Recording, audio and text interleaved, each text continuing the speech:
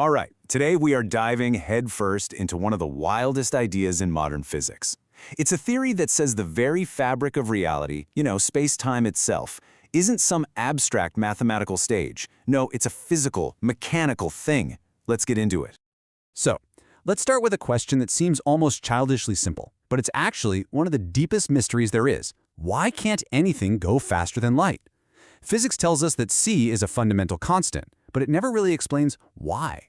Why is there a speed limit at all? And that really opens up an even bigger can of worms. Are the laws of physics we know and love, gravity, electromagnetism, are they truly fundamental? Or are they just secondhand rules, emergent effects that come from something deeper, something more mechanical happening underneath? To even begin to answer that, we have to look at how standard physics sees the world. And it seems our universe runs on a recipe with some very specific and, honestly, kind of random-looking magic numbers. I'm talking about constants, like the speed of light, c, or these two other crucial ones for electromagnetism, the permittivity and permeability of free space. Now, in the Standard Model, we've measured these things with incredible accuracy. Our equations work beautifully, but we have absolutely no idea why they have these exact values. They're just the numbers. We plug them in and the math works. But what if there is a reason? What if those numbers aren't magical at all? Well, the theory we're exploring today has a radical answer, and it all starts by completely changing how we think about empty space. We usually think of a vacuum as the definition of nothingness, absolute emptiness. But what if that's totally wrong? What if what we call empty space is actually the most solid, densely packed thing in the entire universe? And that brings us to the core idea of this whole thing, the granular vacuum. The theory proposes that space-time isn't a void. Instead, it's made up of incredibly tiny fundamental units. We can call them Planck grains, all packed together in a super dense lattice. Think of it like a crystal, but unimaginably fine and rigid. Okay, so if space is a physical substance, it's got to have physical properties, right?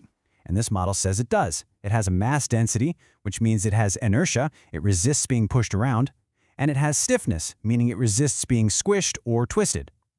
It's a real material, and it follows really simple, classical mechanical rules. So, here's the next logical step. If space-time is a mechanical solid, could physics itself just be mechanics on a cosmic scale? What actually happens when you push or twist this granular solid? Well, according to this theory, pretty much all of physics boils down to just two basic mechanical actions. First, you've got inertia. The grains resist being accelerated, and that resistance, that delay, is what we experience as the flow of time. Second, you have the lattice's stiffness. It resists being twisted, and that resistance is what creates the forces we call electricity and magnetism. And this table really shows you the shift in perspective. It's a translation from the abstract to the tangible. In the standard view, time is a dimension, gravity is geometry, they're concepts. But in this granular view, time emerges from inertia. Gravity is literally a compression wave moving through the medium. And electromagnetism? It's just a physical twist in the fabric of space. And all of this leads to the real payoff, the big aha moment of the theory. If you can describe physics with mechanics, then you can basically create a dictionary, a way to translate the abstract language of modern physics into the concrete language of pushes and pulls. This is where we finally get back to those magic numbers we talked about. Because with this dictionary, they stop being arbitrary constants we have to measure. They become direct descriptions of the physical properties of space itself.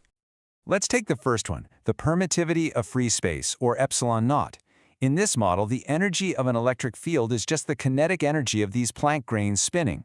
So, what's epsilon naught? It's nothing more than the rotational inertia density of the vacuum. It's a measure of how much it resists being spun up. It's a physical property.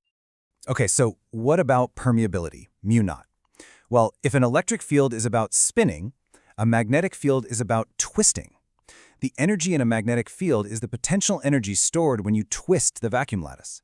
So the inverse of mu naught is literally the torsional stiffness of space. Mu naught itself tells you how easily space can be twisted. This slide just nails the whole idea. On the left, you've got these abstract, mathematical definitions from standard physics, and on the right, you get something you can actually picture. An electric field isn't some abstract potential, it's the actual speed that the grains are twisting. A magnetic field is just the amount of twist in a region of space. It's physics you can almost feel in your bones. And that takes us all the way back to our very first question about the speed of light. And the answer is just breathtakingly simple. C isn't some magical, arbitrary cosmic speed limit. It is simply the speed of a shear wave, a twist, propagating through the material of space. It's exactly like how the speed of sound is determined by the stiffness and density of the air. The speed of light is determined by the stiffness and inertial density of the vacuum. Okay, so this model gives us this incredible mechanical explanation for all this known physics. It's a beautiful story. But in science, a beautiful story isn't enough. To be taken seriously, a theory has to do more. It has to make new, unique predictions that we can actually go out and test. And this is the real litmus test, isn't it? This is what separates a neat idea from a potential revolution. A real scientific theory has to be falsifiable. It has to stick its neck out and say, hey, if I'm right, you should go look over here and find this thing that nobody has ever seen before. And believe me, this theory makes some absolutely wild predictions. Here's one. If space-time is a physical material, then it must have a breaking point. A magnetic field is a physical strain, a twist. If you twist it too hard, it will break. This theory actually calculates that breaking point, a maximum possible magnetic field of around 10 to the 53 Tesla. That's an astronomical number for sure, but it's a finite one. It's a hard limit that standard physics just doesn't predict. The second prediction is, honestly, maybe even more profound. It's about the fine structure constant, alpha, that mysterious number, roughly 1/137, that governs the strength of electromagnetism. Physicists have no clue where it comes from. But this theory, it claims to derive it from the pure geometry of how these Planck grains pack together. It turns one of the deepest mysteries in all of physics into a simple geometric property of space. So when you step back, the consequences are just huge. The speed of light is suddenly not so mysterious. It's just a simple ratio of stiffness to density.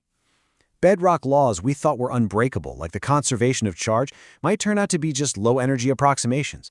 The whole grand structure of physics could just be an emergent property of a simple mechanical system. Now, it's really important to get this straight. This idea doesn't say that the last 100 years of physics is wrong. Not at all. The standard model works perfectly within its domain. This theory suggests why it works. The standard model is essentially the elastic limit of the universe. It's the set of rules that governs reality as long as you don't push, pull, or twist the fabric of space so hard that it starts to break.